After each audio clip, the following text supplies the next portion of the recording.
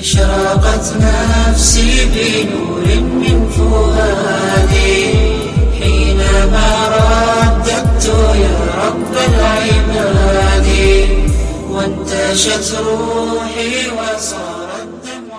الحمد لله نحمده ونستعينه ونستغفره ونؤمن به ونتوكل عليه ونعوذ بالله من شرور أنفسنا ومن سيئات أعمالنا من يهده الله فلا مضل له ومن يضلله فلا هادي له ونشهد أن لا إله إلا الله وحده لا شريك له ونشهد أن سيدنا وسندنا ونبينا وحبيبنا ومولانا محمدا عبده ورسوله. أما بعد فقد قال الله تبارك وتعالى في كلامه المجيد والفرقان الحميد بعد أعوذ بالله من الشيطان الرجيم بسم الله الرحمن الرحيم.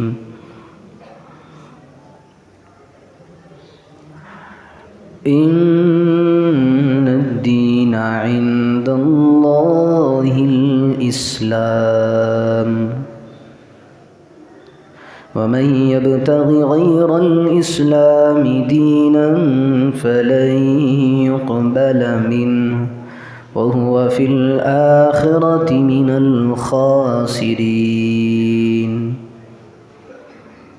وقال النبي صلى الله عليه وسلم من أحدث في أمرنا هذا ما ليس منه فهو رد أو كما قال صلی اللہ علیہ وسلم. میرے محترم دوستوں بزرگوں، گزشتہ دو جمعے پہلے جو اس عالم کے اندر سب سے بڑا خطرناک فتنہ چل رہا ہے، 2 ہفتے پہلے اس کی چند جھلکیاں آپ حضرات کے سامنے بیان کی گئی تھیں. چونکہ کسی بھی فتنے کا پوسٹ مارٹم کرنے کے لیے گھنٹوں کی ضرورت لگتی ہے. ہم جو جمعے کے اندر آدھا گھنٹہ دیتے ہیں اس کے اندر بات نامکمل ہوتی ہے. ایسا سمجھیں کہ اگر کسی کے فتنے کے بارے میں قرآن و حدیث سے اس کو جوڑا جائے، ایک فتنہ اٹھ رہا ہے، یہ فتنہ ایسا ہے، قرآن کے حساب سے غلط ہے، حدیث کے حساب سے غلط ہے، اگر ہم امت کے سامنے سمجھائیں تو اسے وقت لگتا ہے، گھنٹے لگتے ہیں. تو 2 ہفتے پہلے بات شروع ہوئی تھی کہ اس زمانے کے اندر سب سے بڑا خطرناک فتنے تو بہت سارے ہوئے، فتنوں کی بھرمار ہو گئی. کوئی اٹھتا ناہنجار جاہل قسم کا آدمی اٹھ کر کے کہتا کہ میں نبی ہوں، کوئی کہتا کہ میں عیسیٰ ہوں، کوئی کہتا کہ میں مہدی علیہ السلام میں ہی ہوں.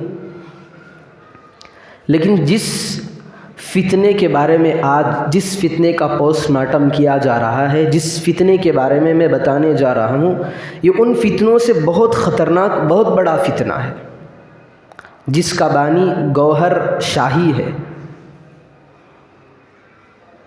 2 جمعے پہلے میں نے بتایا تھا کہ وہ امت کے درمیان تصوف کی لائن سے گھسا ہے، دین کی باتیں بتا کر کے، نماز کی باتیں بتا کر کے، روزوں کی باتیں بتا کر کے. اب کوئی بھی آدمی ہے دیکھتا ہے کہ بھائی یہ بہت اچھی بات کر رہا ہے، نماز والی بات کر رہا ہے، روزوں والی بات کر رہا ہے، ایمان والی بات کر رہا ہے، اللہ کے عرش کی بات کر رہا ہے، تو ہم سمجھیں کہ یہ بہت بڑا آدمی ہے. تو شروع میں وہ تصوف کے لین سے آدمیوں کو اپنی طرف مائل کرتا رہا. جب امت کا ایک بہت بڑا طبقہ اس کے ماننے والا بن گیا، اس کی ہر بات صحیح ہے، تو اب جو اس کی اصل حرکتیں ہیں وہ امت کے سامنے ظاہر کرنے لگا، اور امت چونکہ اس کے معتقد بن چکی تھی، اس کے ماننے والے بن چکے تھے، تو اس کی ہر ایک بات کو آج امت مان رہی ہے۔ آج اس کی ہر بات کو امت مان رہی ہے، اپنے ایمان کا سودا کر رہی ہے۔ سب سے پہلے اس بات کو سمجھیں کہ ایمان کیا چیز ہے۔ اللہ رب ذوالجلال نے ہمیں جو دنیا میں بھیجا ہے، اس کا مقصد مطلوب ایک ہی ہے، بس ایمان کو بچائیں۔ اگر ہم ایمان کو نہ بچائیں، ہم مر جائیں، تو ہم میں اور کافروں میں کوئی فرق نہیں رہے گا۔ ہم مسلمان ہیں، اللہ کے ماننے والے ہیں، اس کے رسول کی شریعت پر چلنے والے ہیں، قرآن کو ماننے والے، حدیث کو ماننے والے۔ ہمارا تقاضا یہ ہے کہ اپنے ایمان کو بچا کر کے دنیا سے نکل جائیں۔ ایک بات یاد رکھیں، ہمارا یہ ماننا ہے کہ اللہ تبارک و تعالیٰ کل قیامت کے دن ہمیں جنت میں بھیجے گا۔ ہمارا، ہم مسلمانوں کا عقیدہ ہے کہ ہم مر کر بھی دوبارہ زندہ کیے جائیں گے۔ یہ عقیدہ قرآن کا ہے۔ اللہ کے رسول صلی اللہ علیہ وسلم کے پاس ایک کافر آیا۔ اللہ کے رسول صلی اللہ علیہ وسلم لوگوں میں چل پھر کر دعوت دیے کہ بھائی ہمیں دنیا میں ہمیشہ رہنا نہیں ہے، ہمیں ایک نہ ایک دن مرنا ہے، پھر مرنے کے بعد ہمارا قصہ ختم نہیں ہوگا۔ مرنے کے بعد ہم جیسے ہی مٹی میں جائیں گے، مٹی کے اندر کیڑے مکوڑے ہماری ناش کو ختم کر دیں گے، لیکن ہماری روح باقی رہے گی۔ اسی روح کو اللہ رب ذوالجلال قیامت کے دن اس پر پھر ہمارے جسم کا پوشاک پہنائے گا، چمڑے لگائے گا، ہڈیاں بنائے گا، پھر قیامت کے میدان میں ہمیں کھڑا کرے گا۔ آج بھی بھولے بھالے مسلمان یہ سمجھتے ہیں کہ نماز ہم نہیں پڑھیں گے، دیکھا جائے گا مرنے کے بعد۔ مرنے کے بعد کیا دیکھا جائے گا؟ کوئی سوال ہی پیدا نہیں ہوتا۔ کسی کو کہیں کہ بھائی روزہ رکھیں، اللہ کے پاس حساب کتاب دینا ہے، تو کہتے ہیں لوگ جب حساب کتاب ہوگا تب دیکھیں گے۔ کیا خاک دیکھیں گے حساب کتاب کا؟ سب سے پہلے جب یہ عقیدہ ہمارا اتنا بگڑا ہوا ہے تو ہم میں اور کافروں میں فرق ہی کیا ہے؟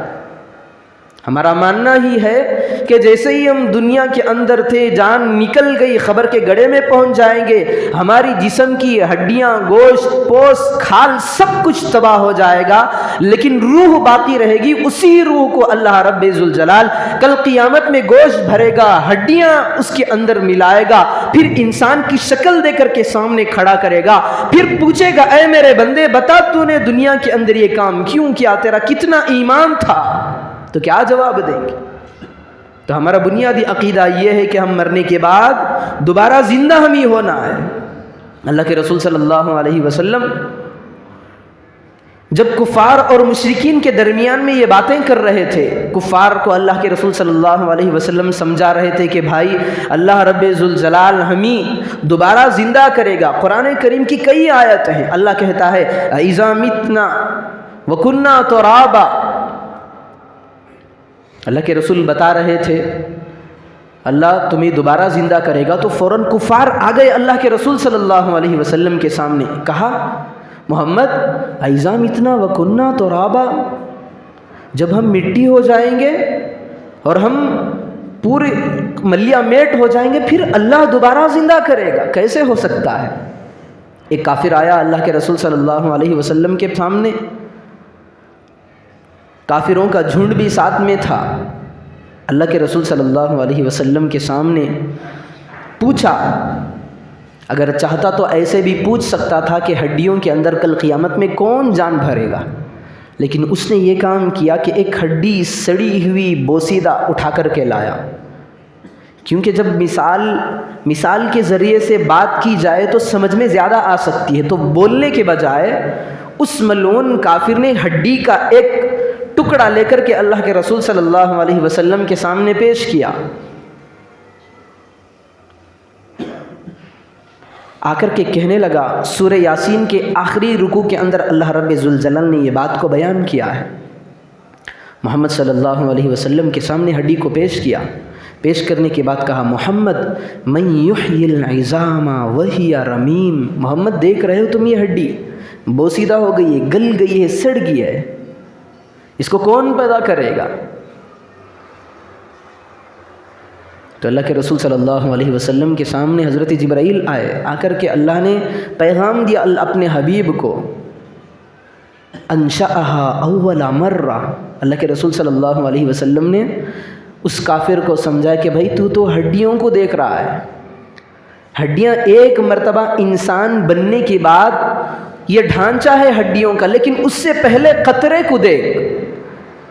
اللہ کہتا ہے من نطفۃ، ہم نے پیدا کیا تمہیں ایک ناپاک گندے قطرے سے، اس کو ہاتھ میں رکھ کے تصور کر، اتنا ناپاک گندا قطرہ ہے، کیا اس سے انسان پیدا ہونے کا اندیشہ ہے؟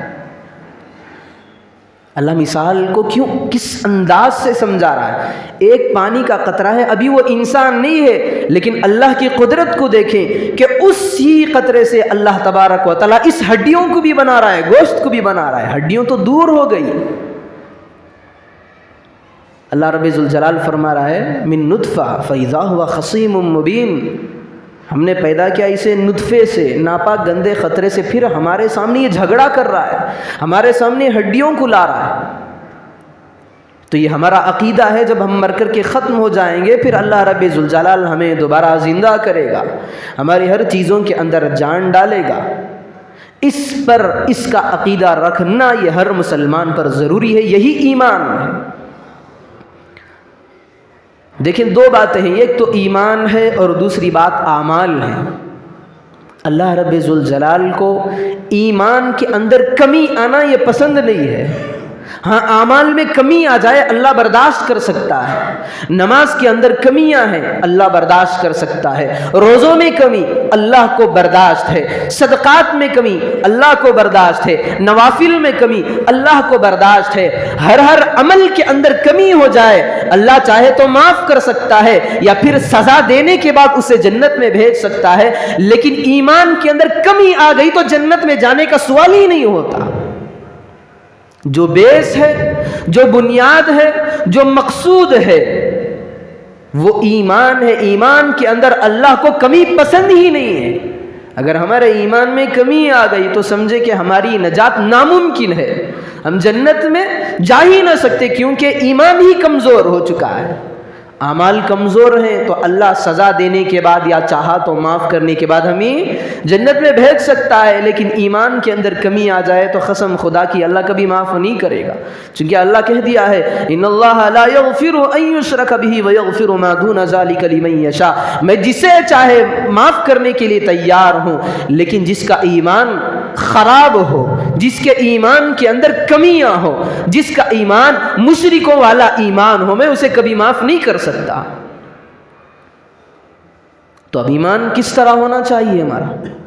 ہمارا ایمان اس طرح ہونا چاہیے جس طرح آج سے 1400 سال پہلے کے دور میں صحابہ کا ایمان تھا۔ نبی کی ہر بات کو تصدیق کرنے والے تھے صحابہ، قرآن کی ہر بات کو سچ جاننے والے تھے۔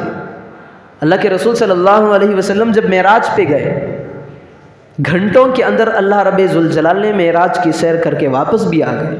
رات کا وقت تھا، حضرت جبرائیل وغیرہ آئے، آ کر کے براق نامی گھوڑے پر اللہ کے رسول صلی اللہ علیہ وسلم کو بٹھا دیا، وہاں سے شام، فلسطین، بیت المقدس پہنچے، وہاں انبیاء کی امامت کی، پھر وہاں سے ڈائریکٹ آسمان پر پہنچے، وہاں پر عرش معلیٰ کا نظارہ کیا، جنت و دوزخ کو دیکھا، لوگوں کے سزاؤں کو دیکھا، نماز چھوڑنے پر کیا سزا ہے اللہ کے رسول نے وہاں پر جا کر دیکھا، اللہ کے رسول نے وہاں پر جا کر خدا کا بالمشافہہ آمنے سامنے دیدار کیا ہے۔ ہم اہل السنت حنفی دیوبندیوں کا عقیدہ ہے کہ اللہ کے رسول صلی اللہ علیہ وسلم نے اپنے پروردگار کو سامنے بیٹھ کر کے دیکھا ہے۔ صرف میرے اور آپ کے آقا جناب محمد الرسول اللہ صلی اللہ علیہ وسلم کو یہ فضیلت حاصل ہے کہ اللہ سرکار دو عالم صلی اللہ علیہ وسلم نے اللہ کے چہرے کو دیکھا ہے، ورنہ کسی پیغمبر کی یہ مجال نہیں کہ اللہ کا دیدار کر سکے۔ انبیاء نے تمنائیں کی ہیں، اے اللہ تو مجھے اپنی شکل دکھا، اپنا دیدار کروا، تیری تصویر میں دیکھنا چاہتا ہوں، لیکن کسی نبی کو اجازت دی نہیں گئی، یہ کہہ دیا گیا کہ تم اگر مجھے دیکھ سکتے ہو تو تہس نہس ہو جاؤ گے۔ حضرت موسیٰ نے تمنا کی تھی لیکن دیکھ نہیں پائے، بے ہوش ہو گئے۔ معمولی سی جھلکی پہاڑ پر پڑی، پہاڑ ٹکڑے ہوا، حضرت موسیٰ گر پڑے۔ کسی کے اندر اتنی طاقت نہیں تھی، میرے اور آپ کے آقا جناب محمد الرسول اللہ صلی اللہ علیہ وسلم کے اندر وہ طاقت تھی کہ اللہ کے رسول نے اپنے پیارے اللہ کا بالمشافہہ آمنے سامنے بیٹھ کر کے دیدار کیا ہے۔ پھر اللہ کے رسول صلی اللہ علیہ وسلم رات کے چند گھنٹوں کے اندر اٹھے، معراج کی سیر کی، پھر وہاں سے سزاؤں کو دیکھا، اللہ کا دیدار کیا، پھر ابھی صبح ہی نہیں ہوئی واپس آ گئے، رات ہی میں گئے، اتنا لمبا سفر کیا، وہاں پر چڑھے، پھر رات ہی کے اندر واپس آ گئے۔ اس زمانے کے اندر ریل گاڑی کا انتظام نہیں تھا، فلیٹس وغیرہ نہیں تھے، کوئی سواری تیز دوڑنے والی ہوتی تو وہ بھی ریگستانی اونٹ ہوتا یا گھوڑا ہوتا، تیسرے نمبر پہ خچر ہوتا۔ سپر فاسٹ سواریاں اس زمانے کی یہی تھیں، یا تو اونٹ یا گھوڑا، یا ان دونوں کو ہٹا دیا جائے تو بچا کچا خچر پڑا رہتا تھا۔ تو اب کافروں کو موقع ہاتھ آ گیا، بھئی یہ محمد کہہ رہا ہے کہ شام گیا تھا، یہ عرب کے اندر گیا شام میں، وہاں سے پھر عرش پہ گیا، وہاں سے اللہ کا دیدار کیا، وہاں سے معراج پہ چڑھا، وہاں سے جنت و دوزخ کے سارے کام دے کر رات کے چند گھنٹوں میں واپس آ گیا ہے، کیسے ہو سکتا ہے؟ ابو جہل کو بات معلوم ہو گئی کہ محمد ان باتوں کا دعویٰ کر رہا ہے، تو ابو جہل کو موقع ہاتھ آ گیا۔ اب ابو جہل نے سوچا کہ میں جا کر کے محمد کے ماننے والوں کے پاس یہ سوال پوچھوں گا، دیکھیں جواب کیا ملتا ہے۔ چونکہ ہمارا بھی کبھی کبھی ہم بھی سوچتے ہیں کہ اتنے رات کے وقت میں اتنے ہزاروں میل کا فاصلہ رات کے گھنٹوں میں کیسے ہو سکتا ہے؟ یہ تو اللہ کی شان ہے، اللہ نے اپنے حبیب کو بلا لیا ہے۔ ابو جہل کے پاس یہ بات پہنچی کہ محمد رات بھر کے چند گھنٹوں میں اتنا بڑا سفر کر کے واپس آیا، تو ابو جہل حضرت ابو بکر کے پاس آیا، آ کر کے پوچھنے لگا، ابو بکر ذرا یہ بتاؤ کہ رات کے اتنے چند گھنٹوں کے اندر اتنا بڑا سفر کر کے کون آ سکتا ہے؟ حضرت ابو بکر نے کہا یہ تو مشکل ہے، نہیں کر سکتا کوئی بھی۔ حضرت ابو بکر نے کہہ دیا مشکل ہے، تو اسے اور موقع ہاتھ کو آ گیا۔ ابو جہل نے کہا تم تو کہہ رہے ہو مشکل ہے، لیکن تمہارا محمد کہہ رہا ہے کہ رات میں اتنا بڑا سفر کر کے واپس آیا ہے۔ پھر فوراً حضرت ابو بکر نے کہا اگر میرے آقا کہہ رہے ہیں تو وہ بات سچ ہے، معراج کی سیر کی ہے میرے حبیب نے تو ٹھیک ہے، اللہ کا دیدار کیا ہے تو ٹھیک ہے، جنت و دوزخ کی سیر کی ہے تو وہ بھی ٹھیک ہے۔ اللہ کے رسول کی تمام باتوں کی ایک ہی جملے میں حضرت ابو بکر نے تصدیق کر دی کہ میرے پیغمبر جو بھی کیے ہیں وہ ٹھیک ہے۔ تو ایمان اس طرح کا ہونا چاہیے، جو بات قرآن کی ہوگی، جو بات حدیث کی ہوگی، جو بات شریعت کی ہوگی، ہم اسے آمنا سلمنا کہہ کر تصدیق کر لیں گے۔ حضرت خزیمہ ایک صحابی رسول ہیں، ایک مرتبہ اللہ کے رسول صلی اللہ علیہ وسلم نے ایک دیہاتی آدمی تھا، کھڑوس آدمی، جسے ہم اپنی موٹی زبان میں کھیڑوس بھی کہتے ہیں، کھڑوس بھی کہتے ہیں، گاؤں والا، دیہات والا، ایک بندہ تھا۔ اللہ کے رسول صلی اللہ علیہ وسلم نے اس سے ایک جانور خریدا تھا۔ راستے میں اس سے ملاقات ہوئی اللہ کے رسول کے، اور اس دیہات کا رہنے والا تھا۔ اللہ کے رسول نے اس سے جانور خرید لیا، بات بھی طے ہو گئی۔ اللہ کے رسول صلی اللہ علیہ وسلم نے اس سے کہا کہ بھائی میں یہ جانور میں خریدتا ہوں، اب ہماری بے ہو گئی، بے یعنی خرید و فروخت ہو گئی، میں پیسے دوں گا، میں اپنے گھر جا کے تم جانور کو لے کر آنا۔ بات دونوں کی طے ہو گئی۔ اللہ کے رسول صلی اللہ علیہ وسلم نے کہہ دیا کہ میں جانور لوں گا، پیسے گھر جا کے دوں گا۔ اب وہ پیچھے دیہات کا رہنے والا آدمی اس جانور کی نکیل پکڑ کر کے اللہ کے رسول کے پیچھے پیچھے آ رہا ہے۔ اللہ کے رسول صلی اللہ علیہ وسلم آگے نکل گئے۔ اب راستے میں ایک اور خریدار آ گیا۔ ہماری بھی ایسی ہی عادت ہے، ناپاک عادتیں ہوتی ہیں۔ ایک شریعت کا مسئلہ ہے، جس بندے کے ساتھ تجارت کے اندر بے مکمل ہو جاتی ہے، بے یعنی خرید و فروخت کی بات چیت ہو جاتی ہے، تو تیسرے بندے سے خرید و فروخت کرنے کی شریعت اجازت نہیں دیتی۔ میرے پاس ایک سامان تھا، 1000 روپے کا تھا ایک سامان۔ ایک آدمی آیا، میں نے اس سے کہہ دیا کہ بھئی یہ 1000 روپے کا ہے، تو وہ آدمی مان لیا کہ میں 1000 روپے دوں گا لیکن گھر جا کر کے دوں گا، تو شریعت کہتی ہے کہ ہماری بے مکمل ہو گئی، خرید و فروخت مکمل ہو گئی۔ اگر دوسرا آدمی آ رہا ہے اب یہ 2000 روپے دے کر کے لے جانا چاہ رہا ہے، تو شریعت کہتی ہے کہ پہلے وہاں تمہاری خرید و فروخت مکمل ہو چکی ہے، بے تام ہو چکی ہے، اب اسے دینے کی اجازت نہیں ہے۔ ہماری شریعت کہتی ہے وہ بندہ آیا تھا وہ تو مکمل کر کے چلا گیا، پھر اسے دینے کی کیوں ضرورت پڑ گئی؟ پیسے 1000 زیادہ دکھ گئے، ہم نے اسے کینسل کر دیا، اٹھا کر کے اسے دے دیا، تو شریعت کو ہم نے کھیل بنا لیا۔ تو اللہ کے رسول صلی اللہ علیہ وسلم آگے جا رہے تھے، پیچھے سے وہ دیہاتی آدمی اپنے جانور کو پکڑ کر لے جا رہا تھا۔ راستے میں ایسا ہوا کہ ایک اور آدمی آیا، آ کر کے جانور والے کے پاس پوچھنے لگا یہ جانور کتنے کا ہے؟ تو بندے کہا کہ اتنی قیمت کا ہے۔ جو قیمت اللہ کے رسول کو اس نے بتایا تھا اس سے زیادہ قیمت کو یہ لے رہا ہے۔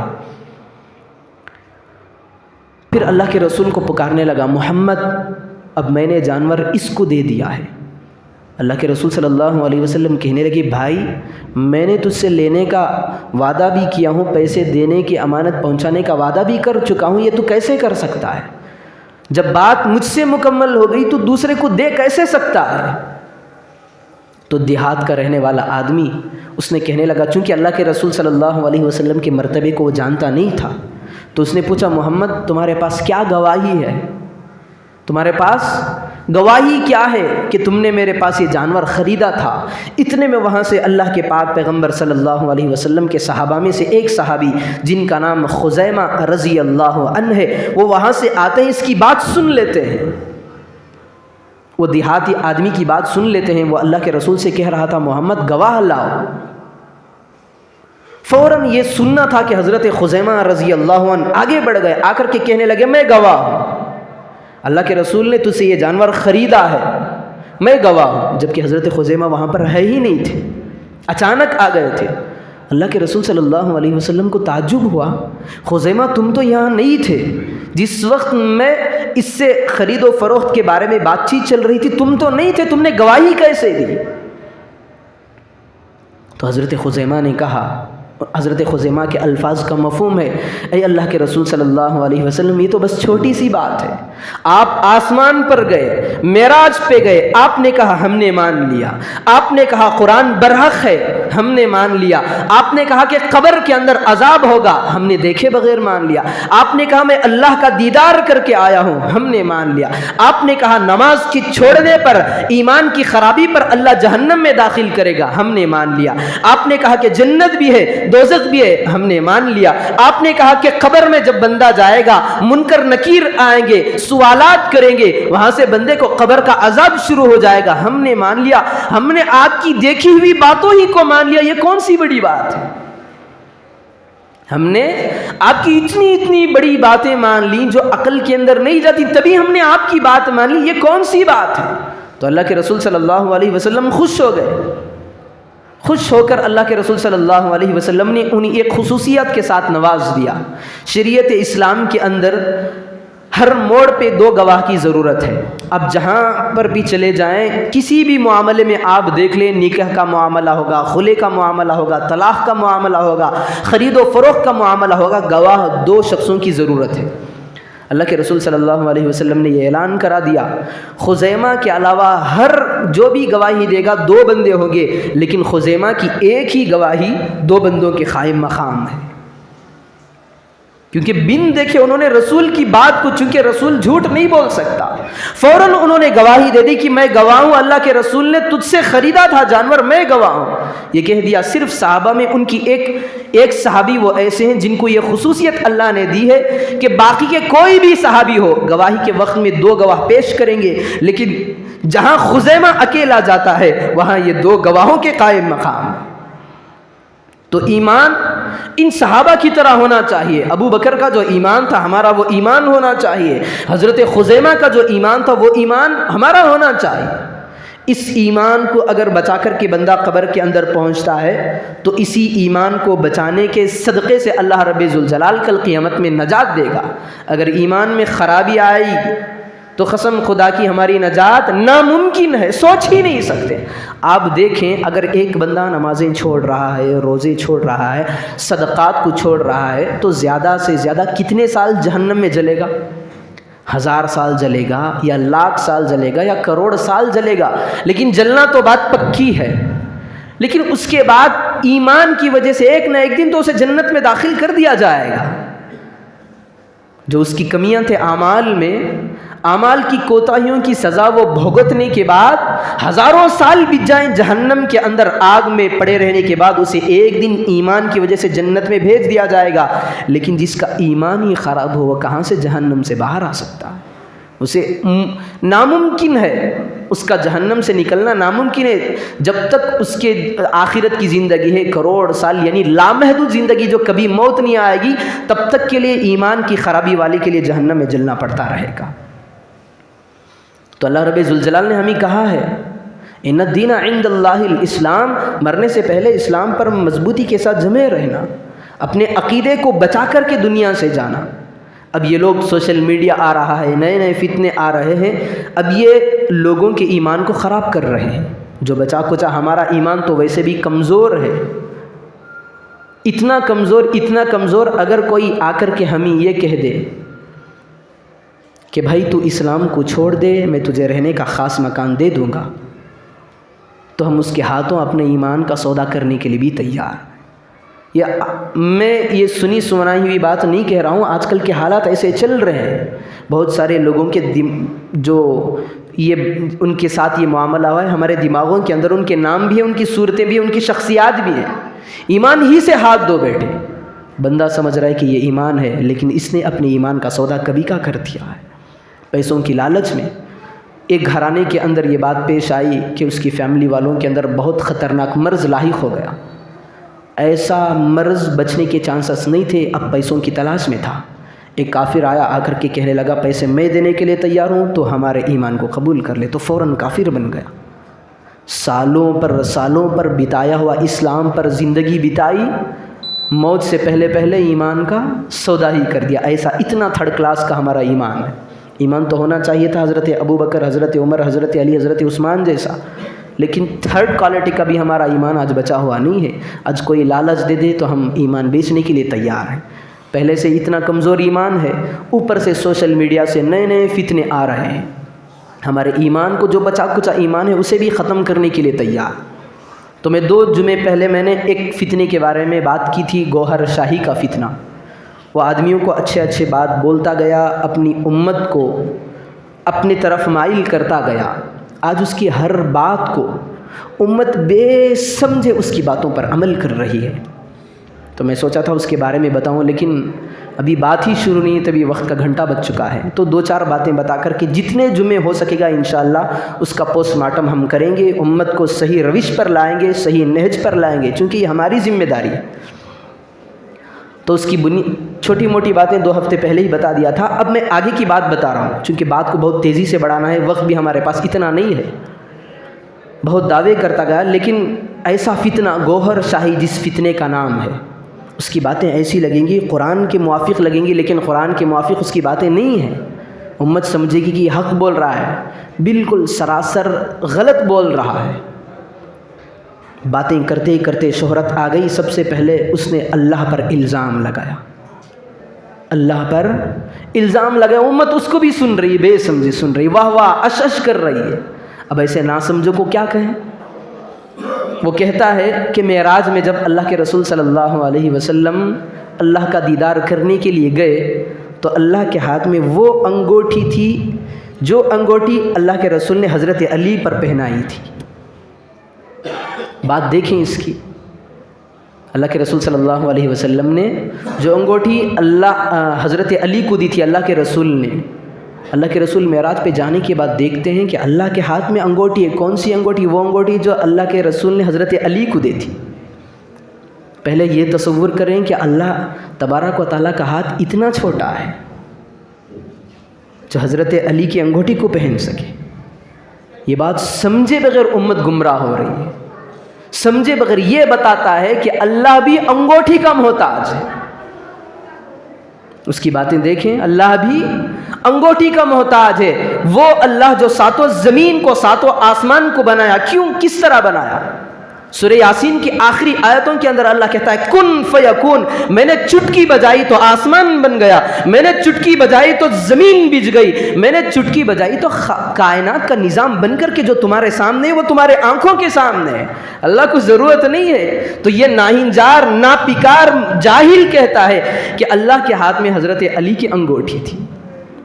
اب امت بھی ڈیپ میں جائے بغیر سمجھ رہی ہے کہ اللہ حضرت علی کی انگوٹھی ماشاء اللہ اللہ کے ہاتھ میں آ گئی، سبحان اللہ، واہ واہ۔ تو ایسے عقل کے اندھوں کو آپ کیا کہیں گے؟ یہ تو خدائی کو اس نے محتاج بنا دیا، خدا ہی محتاج بن گیا ہے انگوٹھی کا۔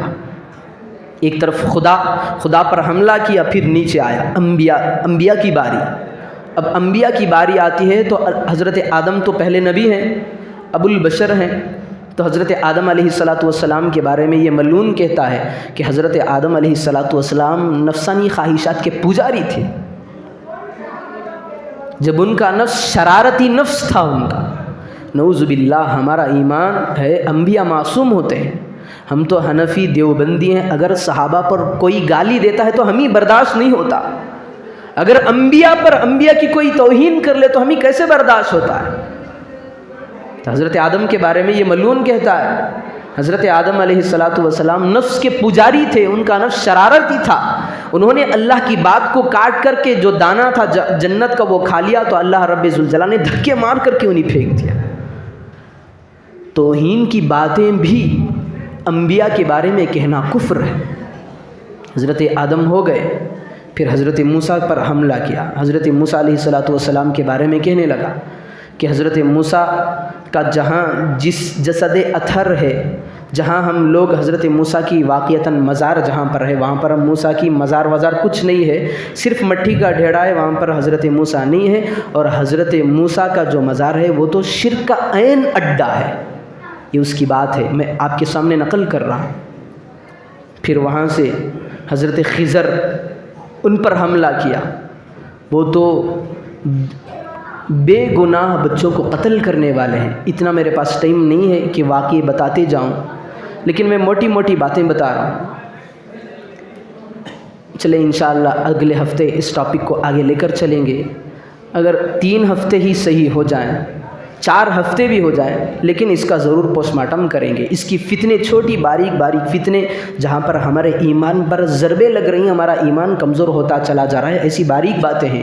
ہر مسلمان کے لیے اس فتنے کا جاننا انتہائی اہم اور ضروری ہے۔ اگر نہ سمجھ ہو کر ہم اس کی باتوں پر عمل کریں گے تو ہم نام کے مسلمان، نام کے مومن، نام کے شریعت والے، لیکن اندر سے ہمارا دل خالی بنا رہے گا۔ ہم نمازیں پڑھیں گے، کوئی ثواب نہیں ملے گا، قرآن پڑھیں گے، تلاوت کریں گے، اس کی کوئی ویلیو نہیں رہے گی۔ سب سے پہلے ایمان ہی نہیں رہا تو باقی عمل کہاں سے رہیں گے؟ تو انشاءاللہ اگلے جمعے سے باقاعدہ اس کا پوسٹ مارٹم شروع ہو جائے گا۔ اس کی سارے فتنے، باریک سے باریک، موٹے موٹے فتنے اس کے سامنے ہم بیان کریں گے انشاءاللہ۔ اللہ تبارک و تعالیٰ سے دعا فرمائیں کہ اللہ تبارک و تعالیٰ ان جیسے خطرناک فتنوں سے ہماری، آپ کی اور سارے امت مسلمہ کی، خاص کر نوجوانوں کی اللہ رب ذوالجلال حفاظت فرمائے۔ آمین۔ وآخر دعوانا ان الحمد للہ رب العالمین۔